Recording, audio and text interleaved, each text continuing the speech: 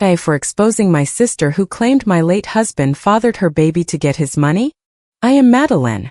6 months ago, my husband Ryan died in a car crash that left me sunk in grief and lost in a reality I didn't recognize. The first few days were a thick cloud of paperwork, calls, flowers, and sleepless nights. If my parents hadn't taken control of almost everything regarding the arrangements, I don't know how I would have managed anything. My mom told me with a softer voice than I had ever heard from her. "Maddie, honey, we've already sorted everything out with the funeral home." I felt her firm hand on my shoulder, as if she was afraid I would dissolve into thin air. "You just worry about breathing and getting through the day." "Yes," I nodded without saying anything. I could barely speak. I started going to a grief support group. We met on Tuesday nights in a small room of a community center near downtown Portland. We sat in a circle on plastic chairs, with a thermos of lukewarm coffee and a heavy silence that we all understood. "There are days that are worse than others," I shared in one of the sessions with a voice barely above a whisper. "Sometimes I wake up, reach out my hand in bed, and for a second I forget he is no longer here." Sarah, who had lost her husband 2 years earlier, leaned toward me and squeezed my fingers. "It's normal, Maddie," she told me slowly. "Grief comes in waves, some hit harder than others." Feeling that someone understood that hole in my chest saved me. I listened to everyone's stories, nodded, cried with them, and little by little I managed to reach the end of the day without feeling like I was going to break into 1,000 pieces. When the first few months passed, I had to start facing practical matters. Ryan had left me well protected. We had a house in the suburbs, a quiet neighborhood with oak trees and dogs barking at any delivery truck that passed by. Plus, a condo in downtown Portland and a good amount of money in savings and investments. I could have quit my job at the marketing agency. The salary was no longer a necessity to survive, but the idea of staying alone all day in the house with the wedding photos in the living room and the closet still holding his shirts turned my stomach. So I talked to my boss and went part-time. I dropped the big accounts and kept smaller projects. Just enough to keep my head occupied. What I never imagined was that the biggest change would have nothing to do with money, but with my parents. As a child, I always felt like a footnote next to my younger sister, Jessica. She never lacked an audience. They never missed her dance recitals, her school plays, or her award ceremonies.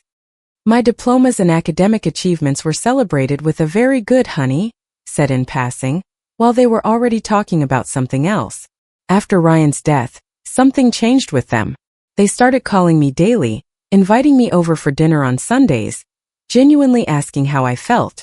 One night, while we were drinking coffee in their dining room, my dad cleared his throat. "Madeline," he said, using that serious tone for when he was going to talk about money. "You know your mom and I are getting older, right? Social Security barely covers the basics. Do you think you could help us a little bit every month?" I didn't hesitate for a second. "Of course I can," I replied immediately. We agreed that I would transfer them $500 a month. For me, it was manageable with Ryan's life insurance and what I earned working part-time. The weekly dinners at my parents' house became a routine that, without realizing it, I started to look forward to. My mom prepared her famous pot roast with potatoes and carrots. My dad opened a bottle of inexpensive but decent wine. "Tell us more about that new project at the agency," Dad would say, genuinely interested, resting his elbows on the table. "The client is a natural products company," I explained, savoring the feeling of having his attention. "If the campaign works, 3 more accounts could come in. My boss is excited." I liked that feeling. For the first time I felt seen. Everything shattered the night Jessica returned home. We had barely spoken for months. She lived in a rented apartment on the other side of the city, always rushing from one project to another. The last time I had seen her was at Ryan's funeral. Even that day she had seemed restless, checking her phone, avoiding looking me straight in the eye. When she arrived at my parents' house that night, she was already 7 months pregnant. She walked in as if the living room were a stage made for her. Tight dress, belly out front, perfectly styled hair. The moment she crossed the door, all the air in the house concentrated on her. "Jess, my love, sit here," my mom said, almost pushing me aside to give her the best seat in the dining room. "Do you want another pillow? Does your back hurt? Your feet are swollen." In seconds I became invisible again. It was like seeing a switch flip. All the attention directed at her, that old pain, the one of always feeling second best, settled back into my chest as if it had never left. During dinner, while Mom served her generous portions of food, I couldn't help but ask, "And the baby's dad?" I said, trying to sound casual. "Did you tell him yet?" Jessica's expression hardened immediately. She looked down at her plate and started pushing the rice grains around with her fork. "That's my business," she replied coldly. "I don't have to share every detail of my life with everyone." My mom rushed to defend her. "Madeline, don't be so nosy," she said crankily. "Your sister doesn't have to explain herself to anyone, least of all now in her condition." I couldn't help but remember the time when I was going through fertility treatments, giving myself injections in my belly, crying quietly in the bathroom so Ryan wouldn't hear me. Back then, my parents had no problem asking me uncomfortable questions, voicing their opinions on everything, telling me what I should or shouldn't do. At another dinner a few weeks later, I tried again. "And how do you plan to manage on your own with the baby?" I asked her as I watched her serve herself a second portion of pot roast. "Diapers, the doctor, all that gets expensive, Jessica." She waved her hand dismissively with that confident smile I knew too well. "Don't worry about my baby," she answered. "We aren't going to need anything from anyone. I already have everything under control." I should have paid more attention to that smile. Whenever Jessica wore that expression, she came up with some new idea to get rich in 2 weeks. The detox juice business that lasted 15 days, the life coaching course she never finished, the cryptocurrency where she lost 3 months of rent.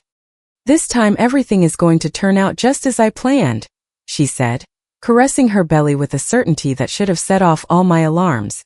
My dad looked at her proudly, as if she had invented something revolutionary. "That's my girl," he said, smiling from ear to ear. "She always lands on her feet." I put another piece of meat in my mouth, trying to swallow that lingering feeling of being option number 2 along with the bite. Some things never change. Jessica's call came on a Tuesday morning.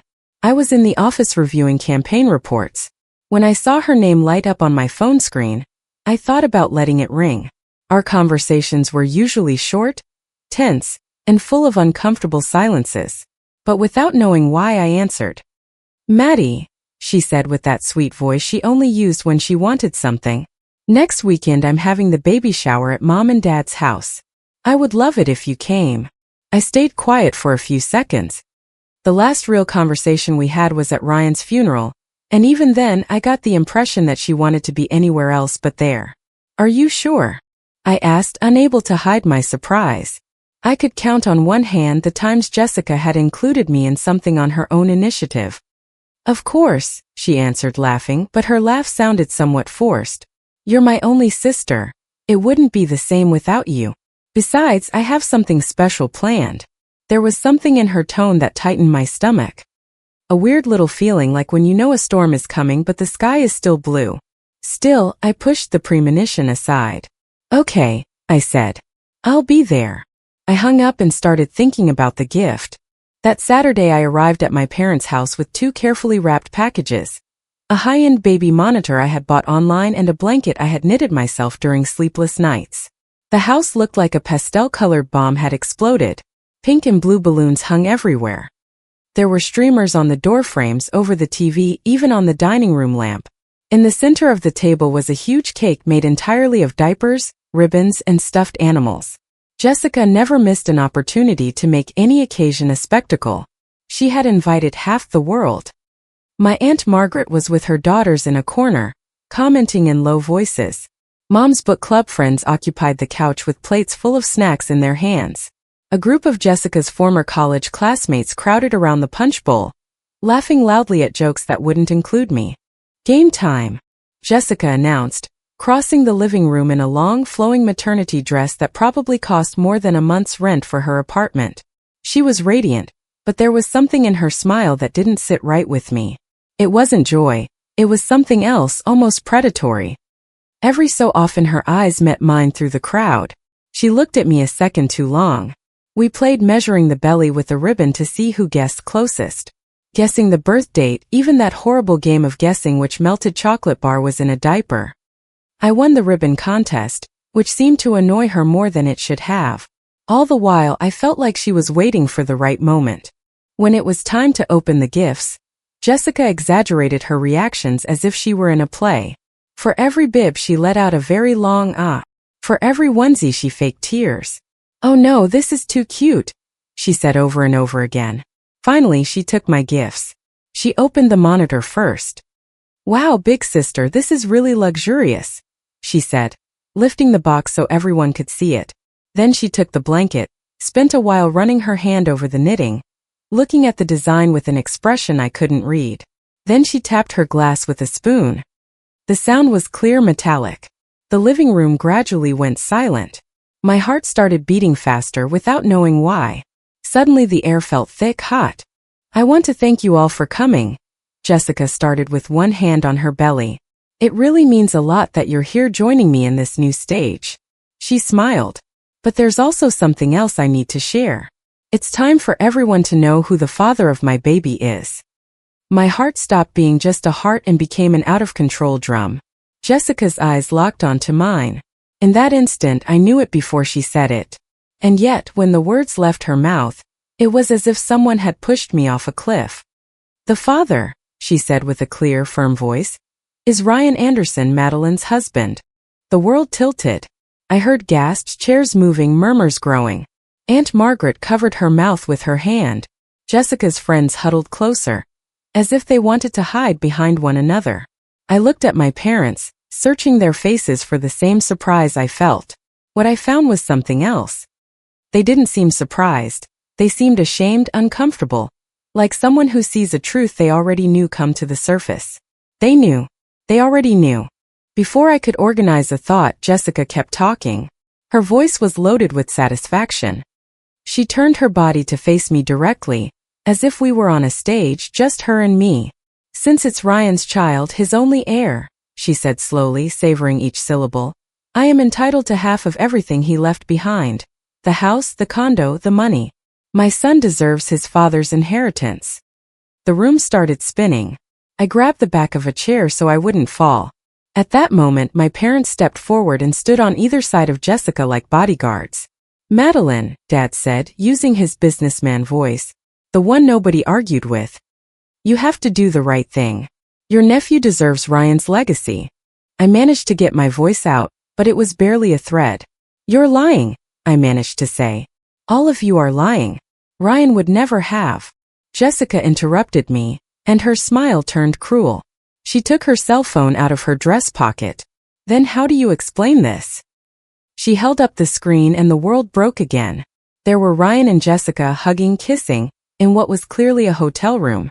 In another photo they were holding hands, laughing in a restaurant I didn't recognize. The light, the way they looked at each other left no doubt. It wasn't a misunderstanding. It wasn't an innocent hug. "He loved me," Jessica declared. Her voice projected so the whole room could hear. "He was tired of you. We were going to tell everyone, but—" She stopped, swallowed hard, and dropped tears just in time. But then the accident happened and all our plans were cut short. I felt the air being ripped from my lungs. My body moved on its own. I grabbed my purse and made my way through the guests. I heard voices calling me, but I didn't stop. I opened the door, walked to my car, and got in. I just wanted to flee. The drive back home was a blurry mass of traffic lights, stop signs, and street lights. My mind wouldn't stop projecting the images. Jessica and Ryan, the hotel room. Their intertwined hands. The restaurant photos must have been from those work dinners Ryan told me about. The hotel, one of the many times he supposedly traveled for the company. My entire married life was rewriting itself as I drove. As soon as I entered the house, the phone started buzzing. Texts one after another. It was Jessica. She sent me screenshots of chat conversations with Ryan. "I haven't loved her for a long time. When we separate, we'll tell her. I just want to be with you. I can't wait to start our life together." Message after message. All dated months ago while I was giving myself hormone shots, blaming myself for not being able to get pregnant, and thinking I was the problem. The two of them were planning a life together. I didn't sleep that night. I walked from the living room to the bedroom, from the bedroom to the kitchen, touching Ryan's things. His jacket hanging behind the door, his watch on the nightstand, his books in the study. I wondered if every memory we had together had been a lie.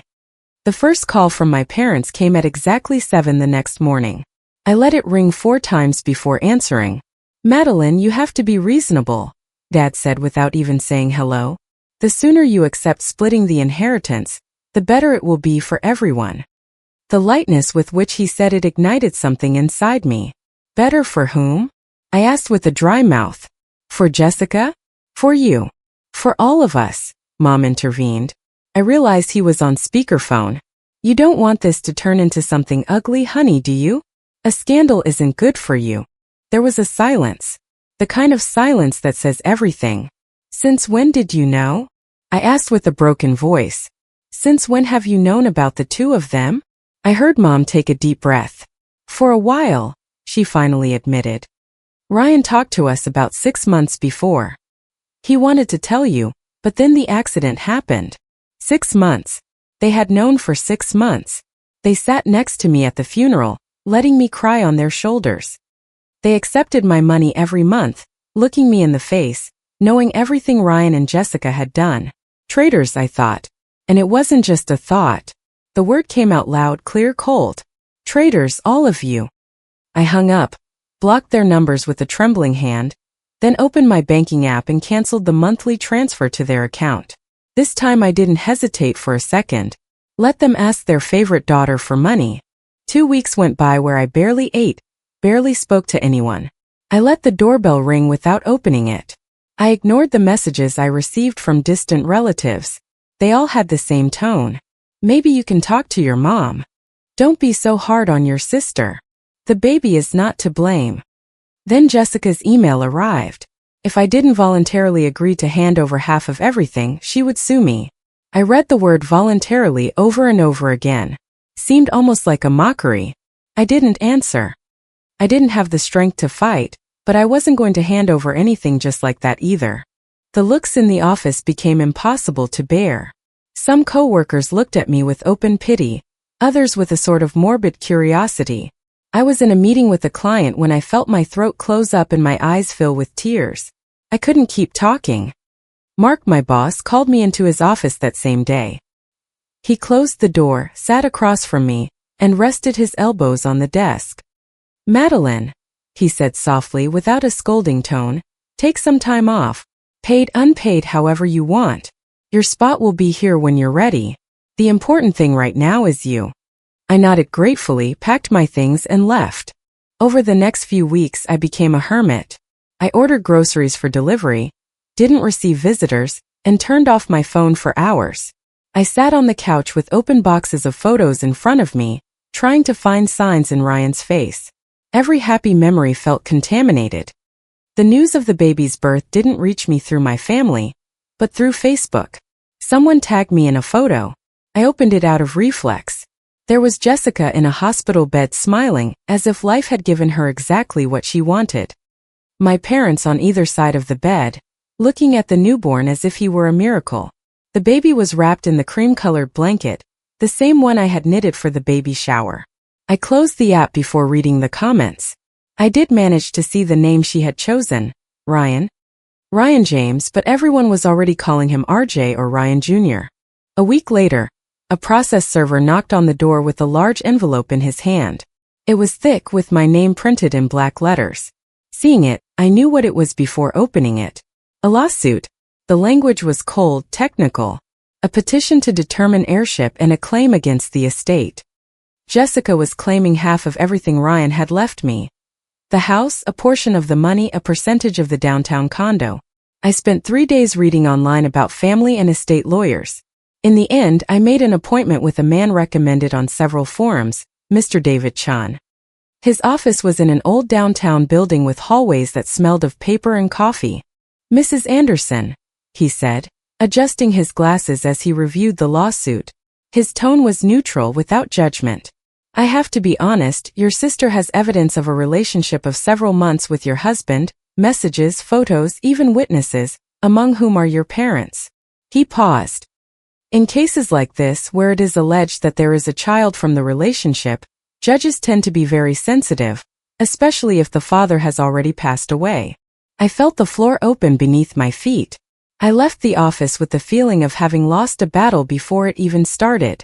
That night, while I was eating something tasteless in front of the turned-off TV, my landline rang. The number was blocked. I hesitated, but I answered. "Hello, is this Mrs. Madeline Anderson?"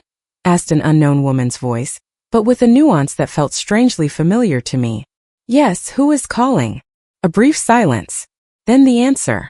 "I am Karen Anderson, Ryan's mom." The kitchen seemed to move. I held on to the counter. "That's impossible," I whispered. "Ryan always said he was an orphan, that his parents passed away when he was a boy." "One of so many lies," Karen replied bitterly, but without aggressiveness toward me. "I understand it's hard to believe, which is why I want to talk to you in person. There are things you need to know, things that could help you." I accepted. I had nothing to lose. We agreed to meet the next day at a small downtown coffee shop, a neutral place. I arrived early. I ordered a coffee that I barely tasted. My hands were cold, my stomach in knots. When Karen walked in, I recognized her instantly, even though I had never seen her. Ryan had her eyes, that way of smiling on one side, even her posture when walking was similar. She wore a simple dress and a dark shawl over her shoulders. She sat across from me, left her purse on the empty chair next to her, and took a deep breath.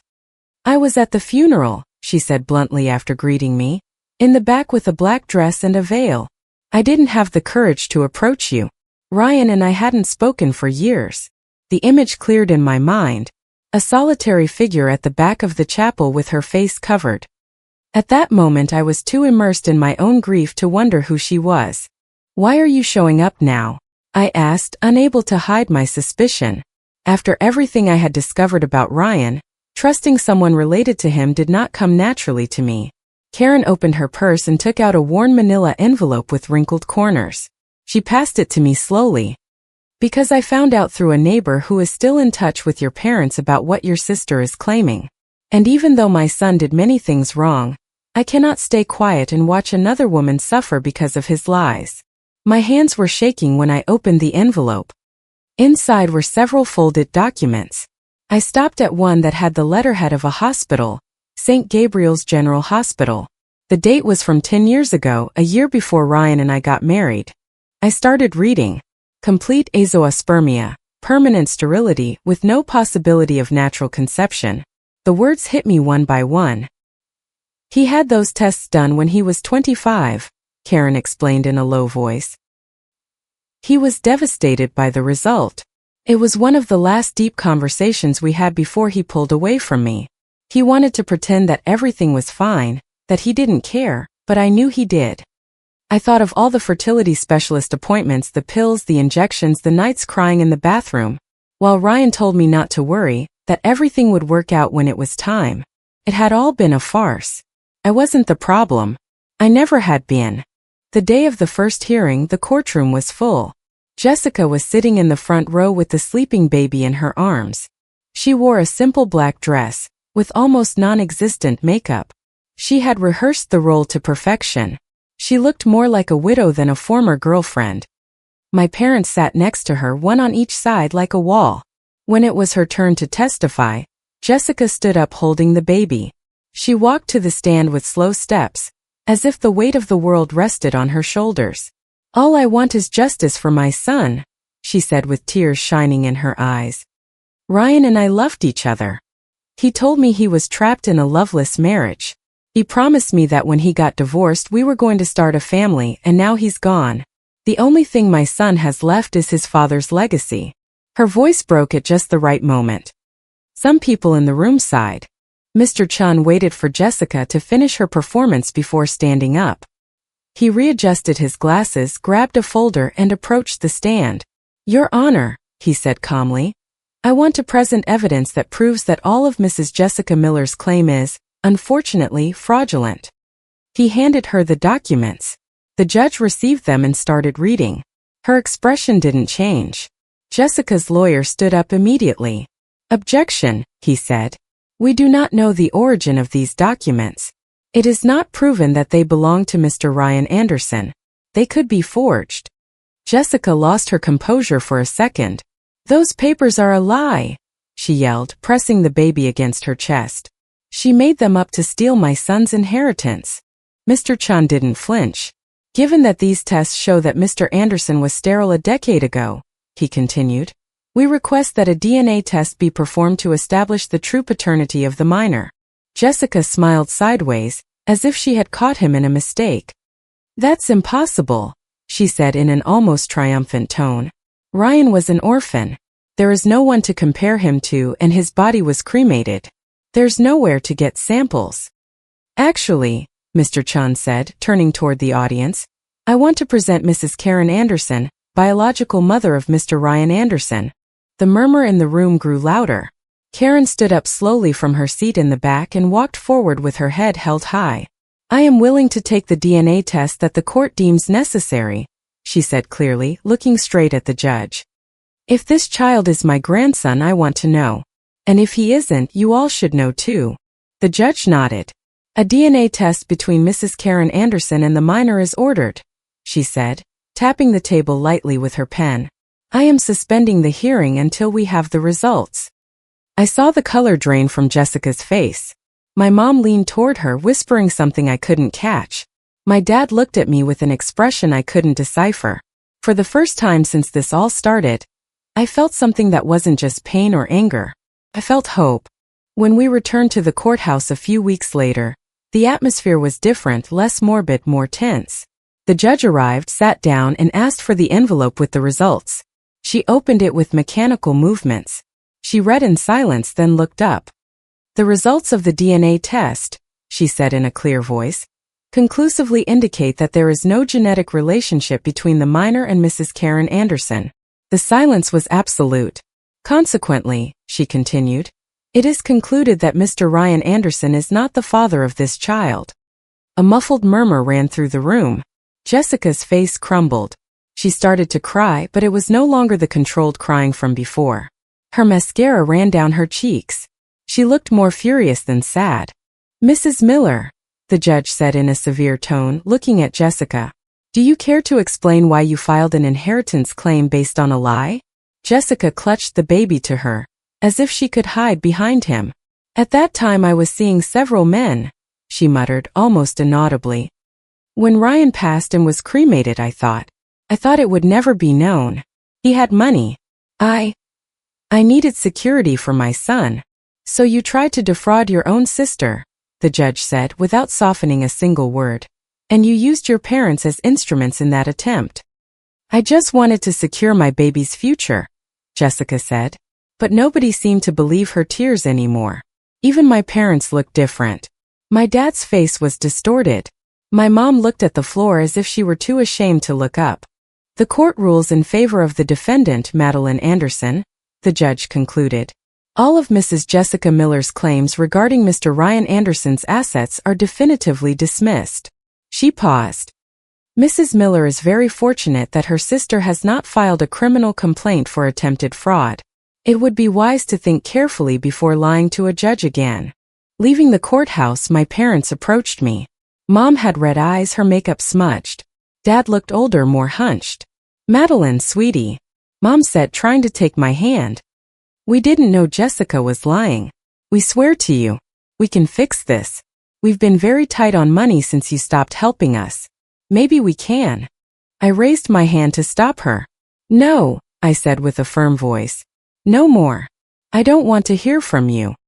I took my cell phone out of my purse, opened the contact list in front of them, and blocked their numbers again, this time looking them in the eye. Then I turned around and walked toward the parking garage without looking back. Karen was waiting for me next to my car. Are you okay? She asked me with a concern that didn't seem faked. I surprised myself by laughing, a short, incredulous laugh. I don't know, I replied, but I think I'm going to be. For the first time in a long time, I feel like I can breathe. I paused. I've been thinking about the downtown condo, I continued. The one Ryan left. I never liked it. Too many memories, too many lies. But it could mean something different for you. Karen's eyes widened. Madeline, no, she said immediately. I can't accept something like that. Not after everything you've been through because of my son. That's exactly why, I answered. You gave me the documents that saved my life. You gave me back the truth. Let me give you something back. I don't want that place. For me, it's just a burden. For you, it can be an opportunity to start over. A week later, after signing the papers with the notary, I handed her the keys in the same coffee shop where we had first met. Karen received them with trembling hands. I never thought I was going to have a daughter, she murmured before hugging me tightly. And least of all under these circumstances. Thank you, sweet girl. Thank you truly. 3 months have passed since then. My blood family keeps trying to reach out through convoluted paths, messages through distant cousins, calls from unknown numbers. A letter from Jessica arrived in my mailbox recently. It said she had changed, that she was sorry, that she needed help with the baby. I didn't even finish reading it. I tore it up and threw it in the trash. Instead, I now have weekly dinners with Karen. We cook together, sometimes at my house, sometimes at her new condo. We talk about Ryan, about his quirks, his mistakes, the good things he did have at one point. She tells me what he was like as a boy before he started lying to hide his fears. Knowing that there was a version of him that was different has helped me a bit to put my memories in their place. Yesterday we packed up the last of Ryan's things that were left in the house. We separated some to donate. Others we took up to the attic in labeled boxes. While we packed his books, Karen told me about the first time he got on a bicycle, how he kept falling and getting back up stubbornly, until he managed to keep his balance. I listened to her in silence, feeling a strange mix of nostalgia and relief. I am still not ready to date anyone, but I have started living again. I went back to work full-time. I picked up projects I had left halfway done. I joined a weekend hiking group, and for the first time in my life, I am planning a vacation alone, without adapting my plans to anyone else. Sometimes I look in the mirror and almost don't recognize the woman in front of me. Life keeps surprising me. I lost the family I was born into. I found another one I never expected. It's not the life I imagined, but it's mine. Comment. I know stories like this can be incredibly tough to hear, but they hold such powerful lessons for our own lives. It really shows how vital it is to protect your peace by setting firm boundaries, even with the people closest to you. Your well-being has to come first, and you always deserve to be treated with respect and honesty. Sometimes the greatest kindness comes from the most unexpected places, reminding us that we're not truly alone. Healing isn't about erasing the past, but about finding the strength to move forward with grace. We learn that family isn't always about blood. It's about who shows up for you with truth and compassion. You have the power to redefine what happiness and family mean for you on your own terms. Rebuilding your life after a deep betrayal is a true act of courage and self-love. I hope this reminds you to always choose your own peace, and to stay open to the new unexpected sources of support that life offers. If you liked it, don't forget to leave a comment and support the channel by subscribing. See you in the upcoming stories.